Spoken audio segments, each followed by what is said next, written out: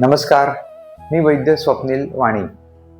बाळंतिणी बाईचा आहारचा विचार करताना त्याच्यामध्ये कुठले पदार्थांचा समावेश असायला हवा, तर असे पदार्थ निवडले पाहिजे की सगळ्यात महत्त्वाचं म्हणजे बाळाची दुधाची गरज भागली पाहिजे. तिला प्रचंड थकवा असतो डिलिव्हरीनंतरचा, रक्तक्षय झाला असतो आणि पाठदुखी, कंबरदुखी हे वाताचे आजार वाढले असतात. त्यामुळे शरीराची झीज भरून काढणं आणि त्यासोबतच बाळाचं पोषण करणं हे दोन्ही कार्य तिचे शरीर त्यावेळेस मेंटेनन्स मोडला चालू असतात.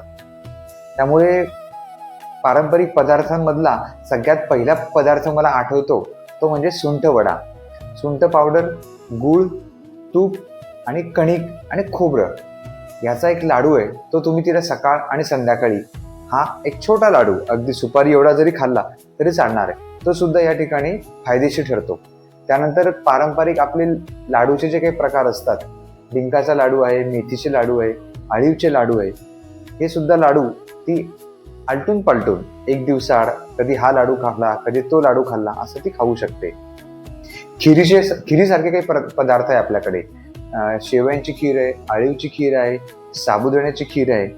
जेणेकरून आयुर्वेदामध्ये एक श्लोक आहे, समानेन समवृद्धी. म्हणजे ही जी खीर आहे याच्यामध्ये आपण दूध वापरणार आहोत, त्याच्यामध्ये खसखस वापरली, थोडीशी जायफळ वापरली आणि अशा वेळेसच त्याच्यामध्ये थोडी वेलची पूड आणि सुंठ पावडर टाकून या खिरी बनवल्या तर नक्कीच ते आईचं दूध वाढण्यासाठी सुद्धा कारणीभूत ठरणार आहे किंवा फायदेशीर ठरणार आहे. त्यानंतर सकाळच्या नाश्त्यामध्ये उपमा आहे, शिरा आहे. शिऱ्यामध्ये तुम्ही रव्याचा शिरा खाऊ शकते, कणकेपासून तयार केलेला शिरा खाऊ शकते, राजगिऱ्याच्या पिठाचा शिरा खाऊ शकते, दलिया आहे किंवा मूग डाळीचा डोसा, रवा डोसा, थालीपीठ आहे, भाजणीचं थालीपीठ आहे. हे पदार्थ नाश्त्यामध्ये चालू शकणार आहे. एखादं फळ खायचं असल्यास ते फळ सुद्धा ती खाऊ शकते. दुपारच्या जेवणामध्ये, पारंपरिक जेवणामध्ये आपलं जे तुम्ही ज्या भागात राहतात तिथले जे पारंपरिक अन्न असेल त्याचा समावेश करा. आयुर्वेद म्हणतो षडरसात्मक आहार हा घेतला पाहिजे. त्यामुळे दुपारच्या जेवणात आणि रात्रीच्या जेवणामध्ये वरण, भात, भाजी, पोळी, भाकरी असं पदार्थ चालू शकतो. थोडक्यात काय, तिला जे आवडेल ते खाऊ द्या आणि जे पचवता येईल ते पदार्थ खाऊ द्या. मोड आलेली कडधान्य आणि पालेभाज्या ह्या मात्र शक्यतो टाळल्या पाहिजे, कारण ह्या दोन्ही गोष्टी खूप वात वाढवत असतात. त्यामुळे पालेभाजी आठवड्यातून एखादी पालेभाजी खाल्ली चालणार आहे आणि मोड आलेली कडधान्य सुद्धा ही आठवड्यातून एखाद्या वेळेस खाल्ली तरी चालणार आहे. आणि हो, बाळंतिणी बाईने न चुकता बाळंतकाळा नंबर 1, बाळंतकाळा नंबर 2 आणि बाळंतकाळा नंबर 3 ही तिन्ही औषधं बाजारात मिळतात.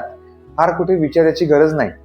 त्यामुळे प्री मॅच्युअर असो, पोस्ट मॅच्युअर डिलिव्हरी असो, सीझर असो की तुमची नॉर्मल डिलिव्हरी झाली असो, प्रत्येक स्त्रीने हे बाळंतकाळा नंबर 1 पहिले 8 दिवस, बाळंतकाळा नंबर 2 पुढचे 8 दिवस आणि बाळंतकाळा नंबर 3 पुढचे 8 दिवस प्रत्येकी औषध 20-20 ml सकाळ संध्याकाळ पाण्यात मिक्स करून जरूर घ्या.